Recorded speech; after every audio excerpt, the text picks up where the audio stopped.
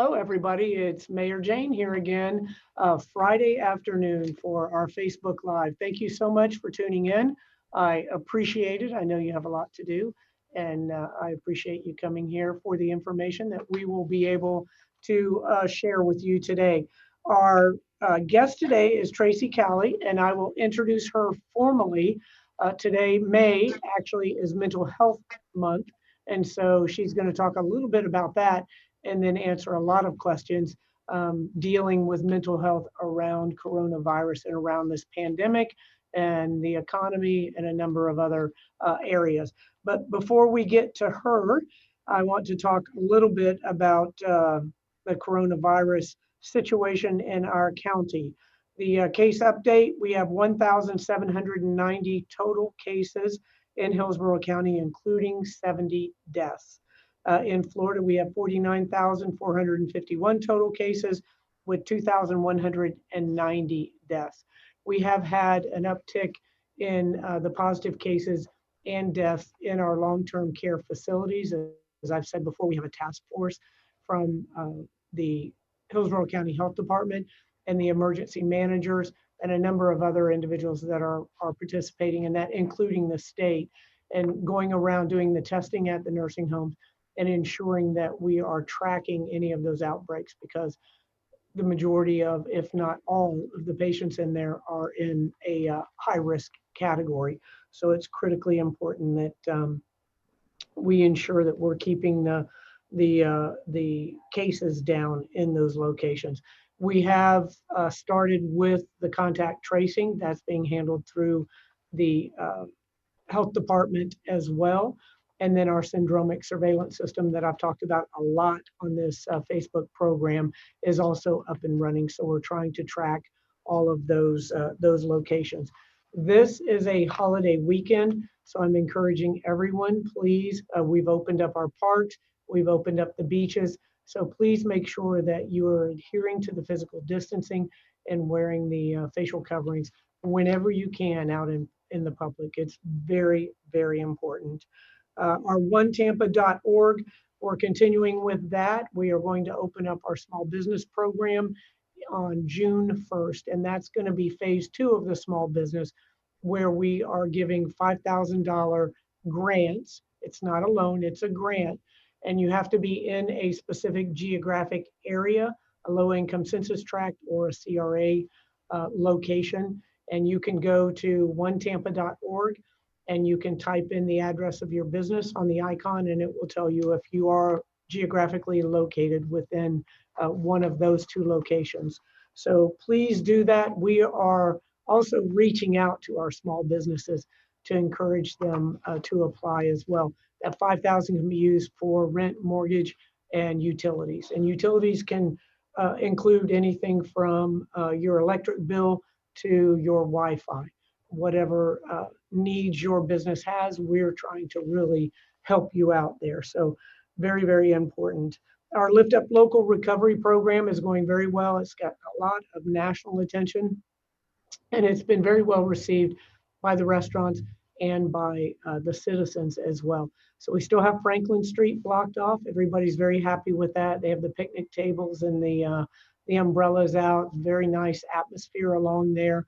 And then we have just a portion of 7th Avenue still blocked off, and that is going to go away on Tuesday. So make sure if you want to go down to the restaurants on 7th Avenue that have tables in the streets, make sure that you do that this weekend. And we're still allowing anybody that wants to have the parklets. And in essence, that means we're blocking off parking spaces so the restaurants can move the tables and chairs out there. We're going to continue to allow that and continue to allow restaurants to put up tents in parking lots. June 1st, we're going to take the tents down in Hyde Park.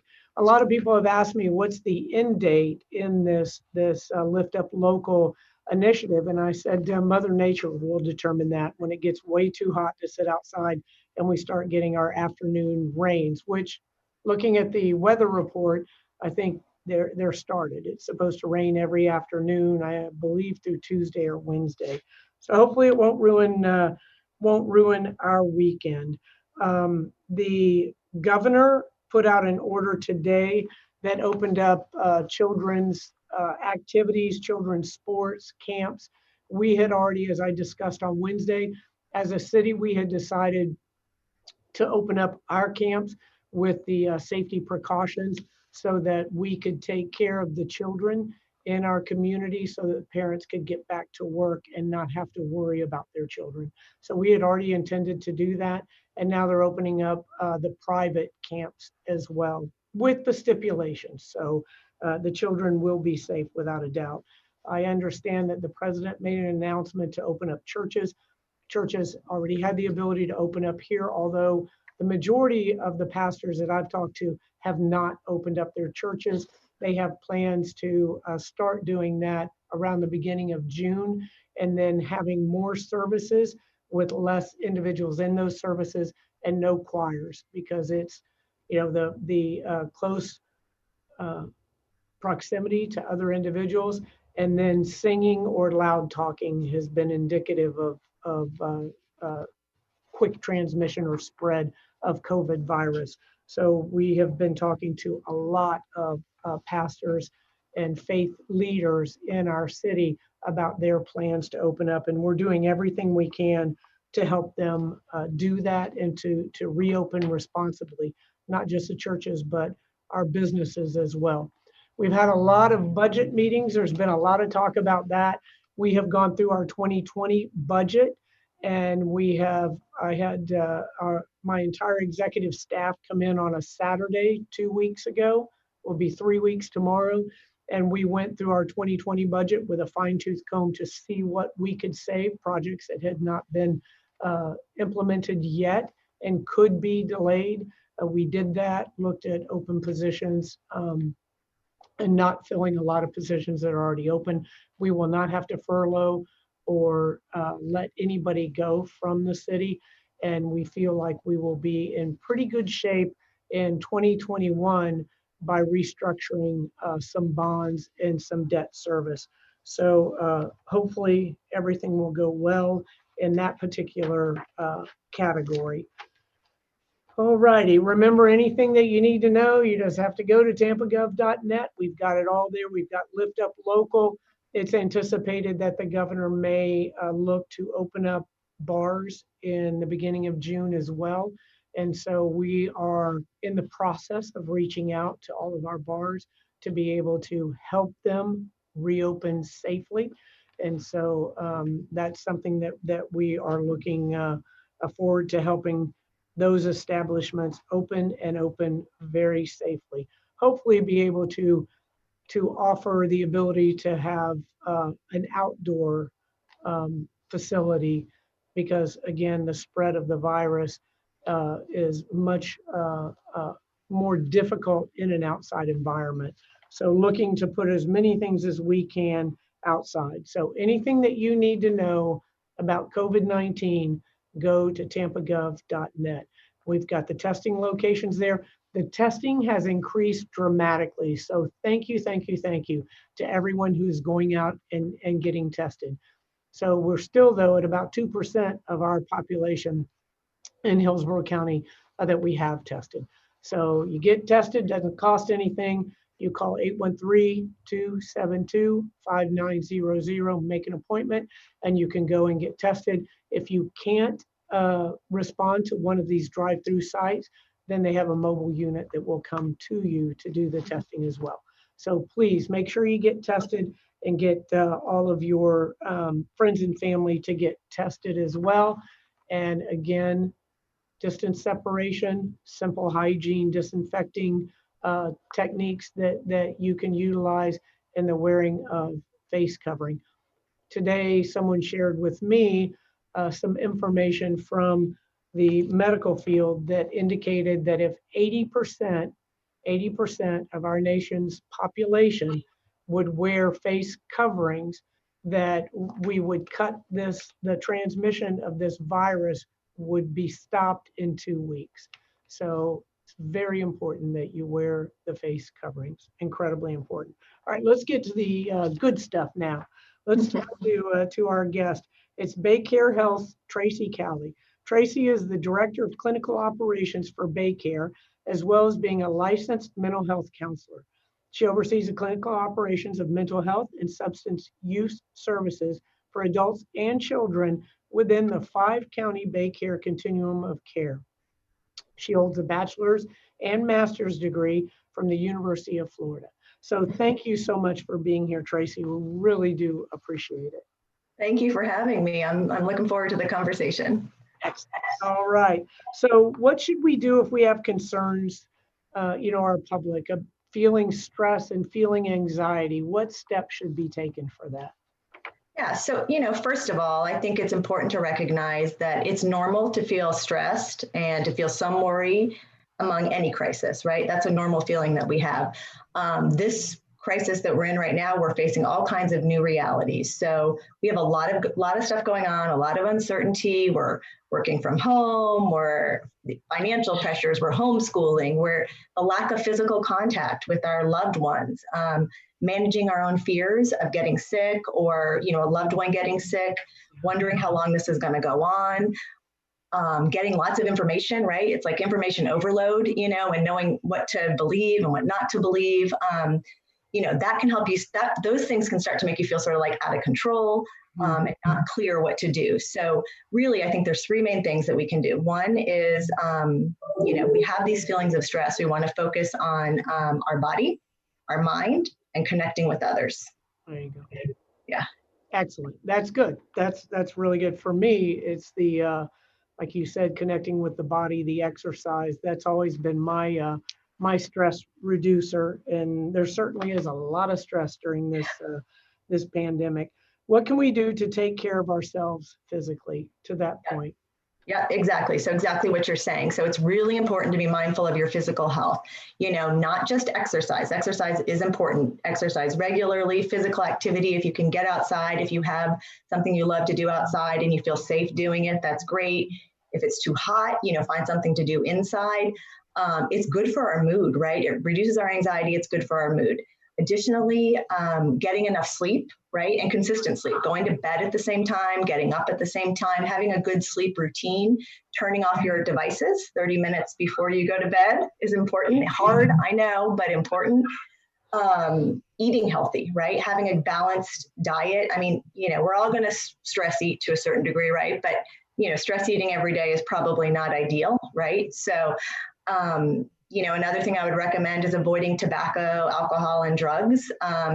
If you smoke or you vape, you're already at a high risk for lung disease.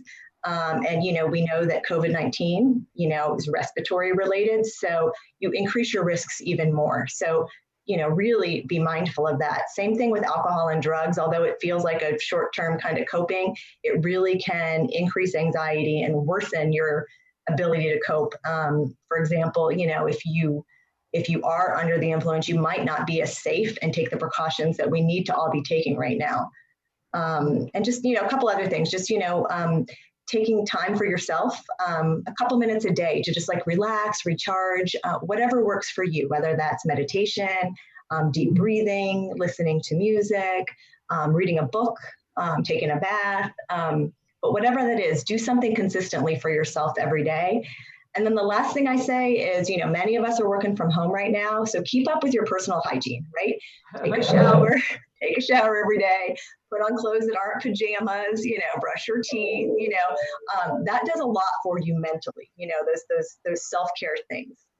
Yeah, that's funny. That makes a lot of sense. So we had someone on a show a week or so back that was a physical trainer, and they were talking about ways that you could exercise at home, basically. But they also talked about these breathing exercises to relax and calm your body, and it really works. I did it, and it was really amazing. Some of these little steps that you can take to relieve the stress and the anxiety. So how do we take care of ourselves? So we know what to do with the body. How do we take care of ourselves mentally? Yeah, and there's several things that we can do mentally to help reduce our stress. One of the biggest things we can do is to keep a regular routine.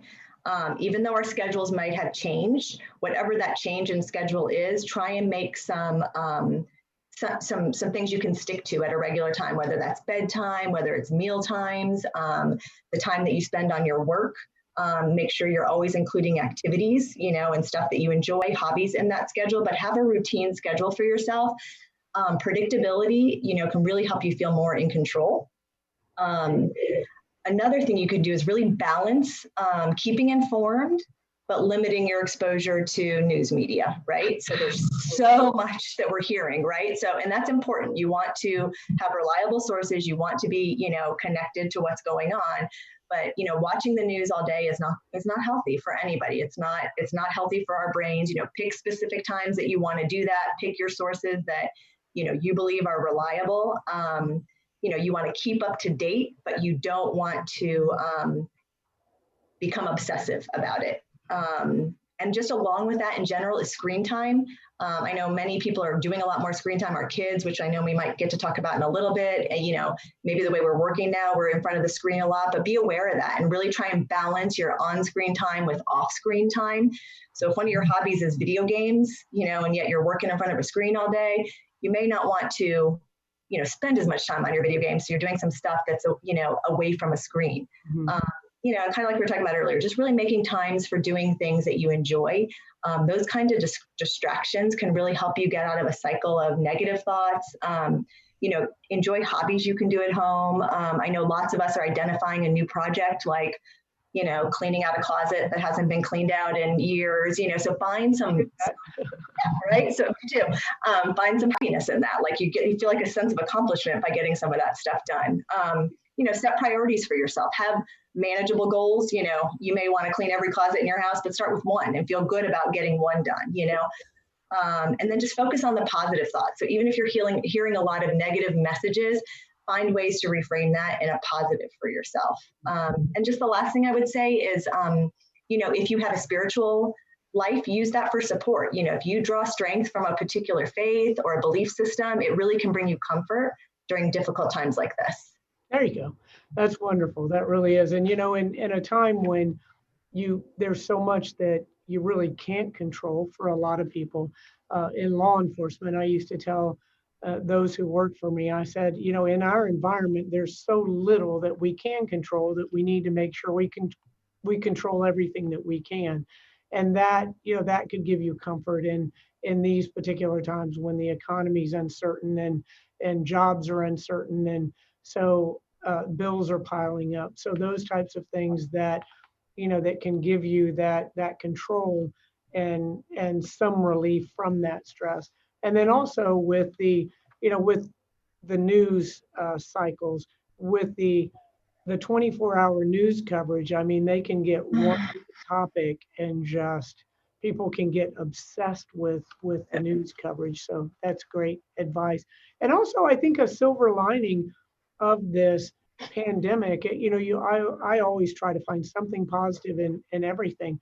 And it's the fact that we've been able to slow down some and enjoy. I talked to someone yesterday that said they've got the opportunity to meet all their neighbors. They hadn't even met their neighbors. And now they're all bringing out for physically distanced happy hours in the street in front of their homes. And I kind of laughed. My sister told me that she watched a bird in her backyard take a bath in the bird bath for about an hour. And she goes, I didn't even know we had a bird bath. So, those types of things to slow down and appreciate. I hope that is a silver lining for a lot of people, is that we have time to enjoy the simpler things in life. So take that time and enjoy that. I've been playing board games with my kids too. And, those kind of things that really for me just takes you back to your childhood. I mean, who plays board games anymore because you didn't have time for it? So how can we stay connected, to that point of the physical distancing, the need for that, and the social distancing, and, how can we stay connected in that way? Yeah, it's tricky, and you identified some really good ways in some of your examples with the person with the neighbors, getting to meet the neighbors.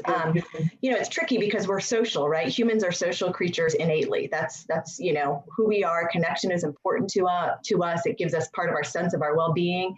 So social distancing is challenging, but it's still really important. So one of the points I try and really make when I have these kinds of conversations is that social distancing does not mean social isolation. Right?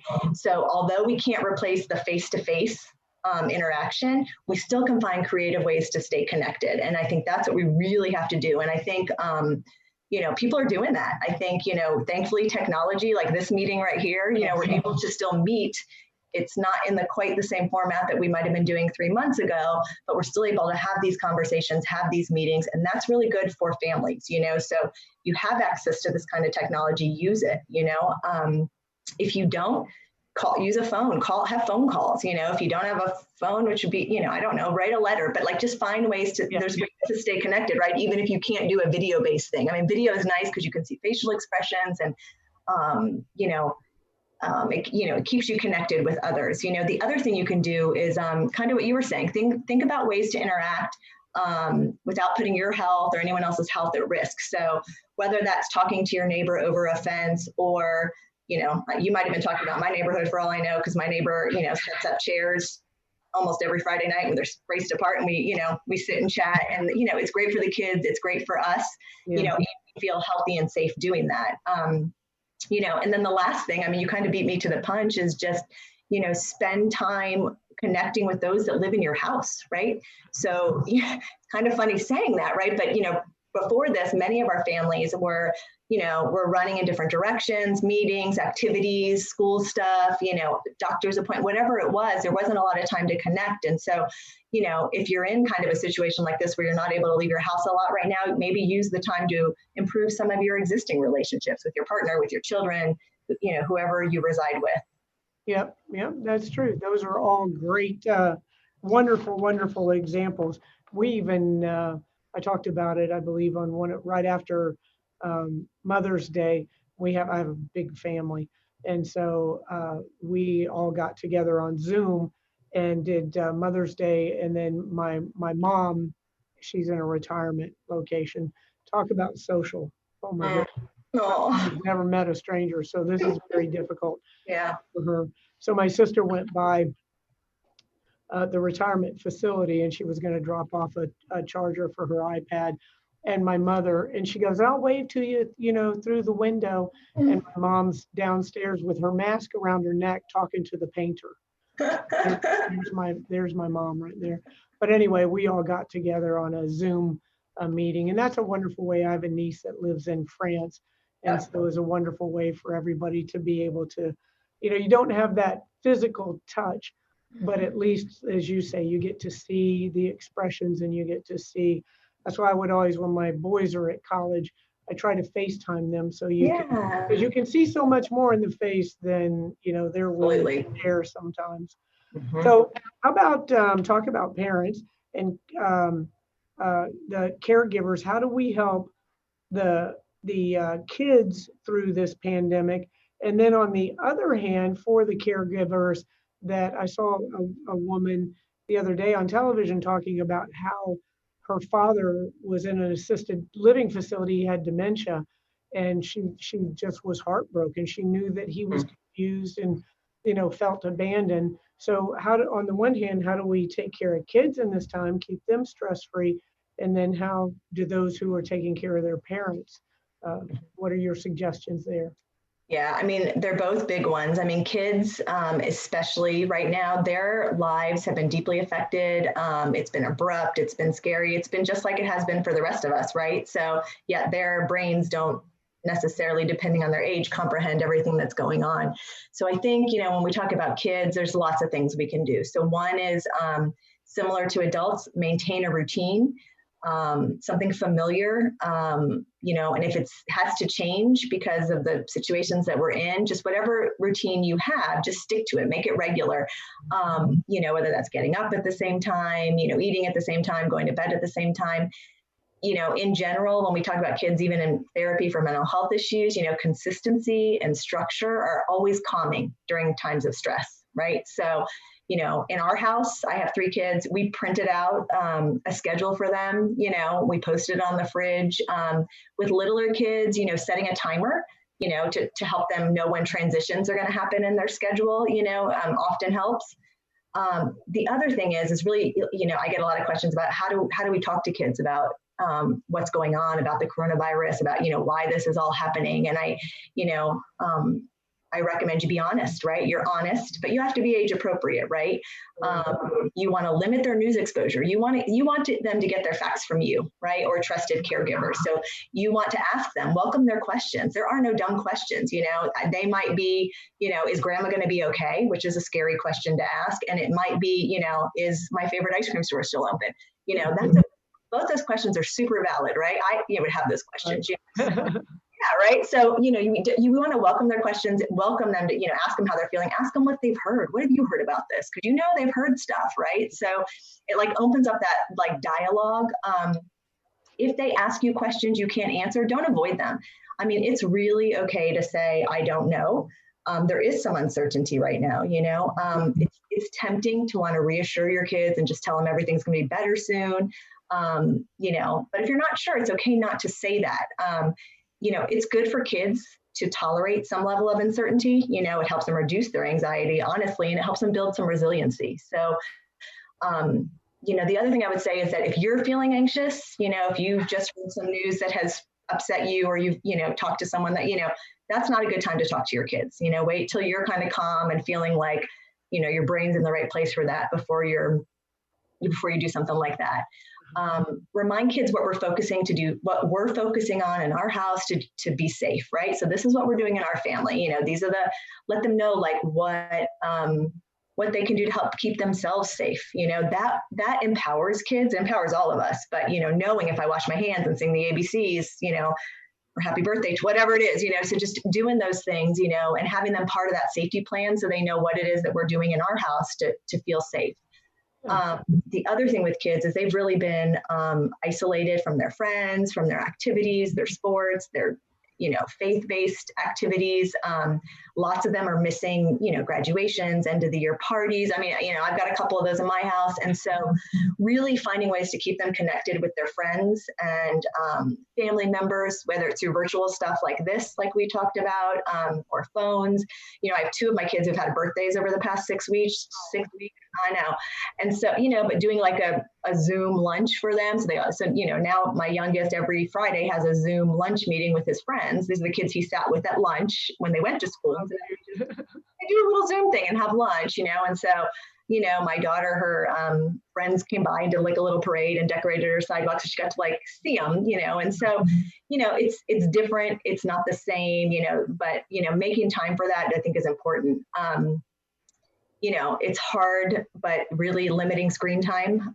They're looking at a computer screen all day long. So, they may have had, screen time before this for their games and activities and social stuff that they do, but, now it's all day long. So, limiting that as best you can and replacing that with some creative activities. It's not just, no, you can't have screen time, but, what are the creative things that they can do? Is there new things that we can incorporate into their routine? Like you were saying, a family game night, going on family bike rides, family dinners. My kids rediscovered, they learned how to make macarons. I don't know how you say it, but the French ones, the really good ones. Yeah, and so they're amazing. They're delicious. So it's an all-day process, but they've had time, and so they've done that, and then they've also kind of rediscovered puzzling, where got puzzles all over our dining room table, it drives me a little crazy, but it's okay. But just we want them to keep active and still burn off energy. When we're talking about the elderly population, like you were talking about, some of the vulnerable at-risk population, that's kind of, how we need to kind of keep an eye on others in general, right? So, even before this pandemic, 20% of Americans either were currently experiencing or had experienced some form of depression. So any type of stress can exacerbate a mental illness. So now more than ever, it's important to keep an eye on friends, family, especially those who've had a history of mental health issues or addictions issues. And really, if you feel like someone is struggling, ask, reach out and ask. It's okay to ask them. It's win-win. If we're asking, we're showing kindness to others, it also increases our sense of purpose, right? So it feels good to be nice to others, so it's good for our own well-being. With that vulnerable population, check in with them. I know I've heard of, someone was just telling me recently that they have an elderly grandmother. And so each of the grandkids that's in a nursing facility, each of the grandkids FaceTimes. They have a schedule like Mondays is so-and-so, Tuesdays and so. So every day she's getting at least one call from somebody, right? So there's a connection to that outside world since she can't physically see them, in person. So if you have someone, that's, living, that's, vulnerable or elderly and living nearby, check in with them. Do they need help with groceries, even if it's online grocery shopping or getting their prescriptions and, just checking in and asking those questions and offering assistance will really help with like decreasing loneliness. Yeah. Yeah, that's very important. And I've mentioned before, we have 2 of our recreation facilities are for the elderly.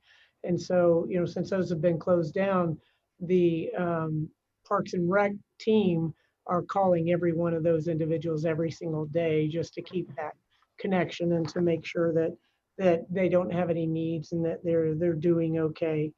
All right, what should we do if our stress level continues to worsen? Yep. So, bottom line is, if people need help, we want them to get help.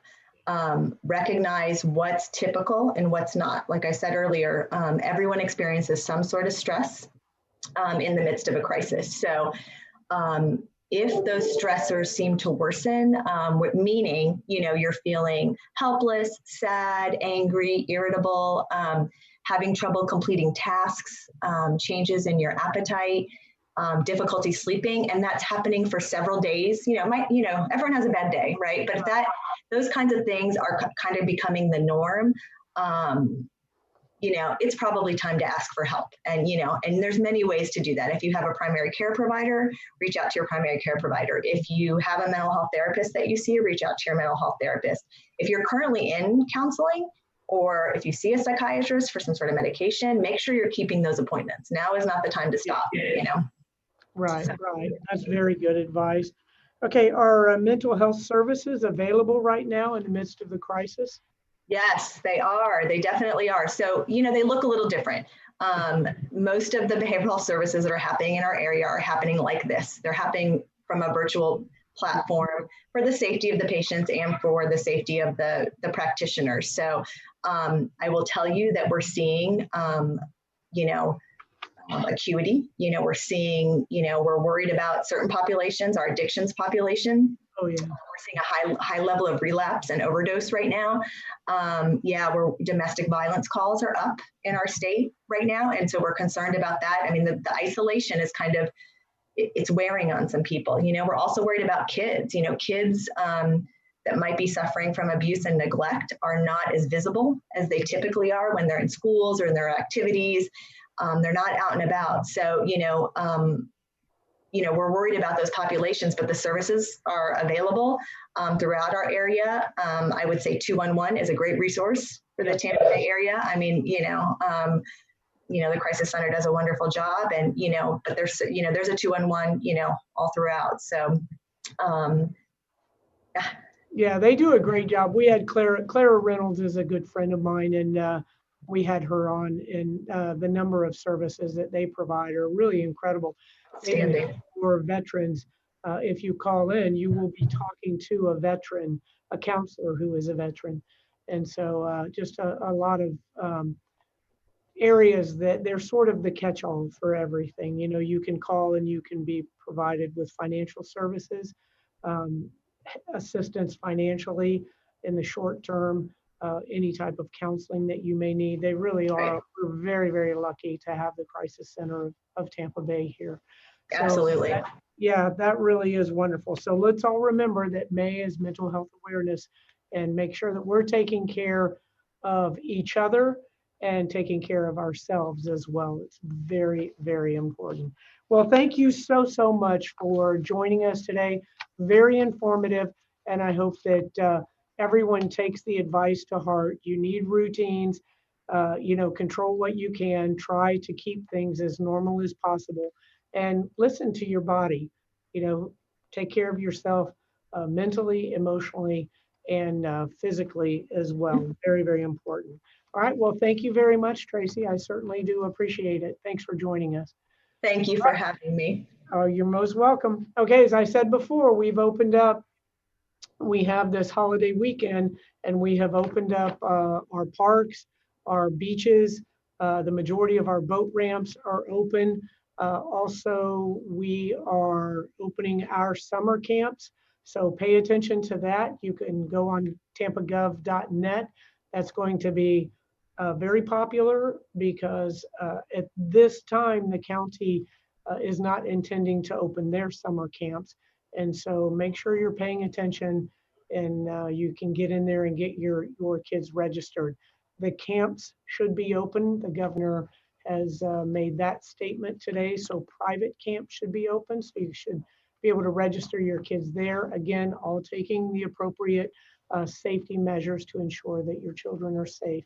And then we are preparing, rumored, anticipated, that somewhere down the line in the next few weeks, the governor is going to be opening bars in some capacity. And so we are in preparation for that.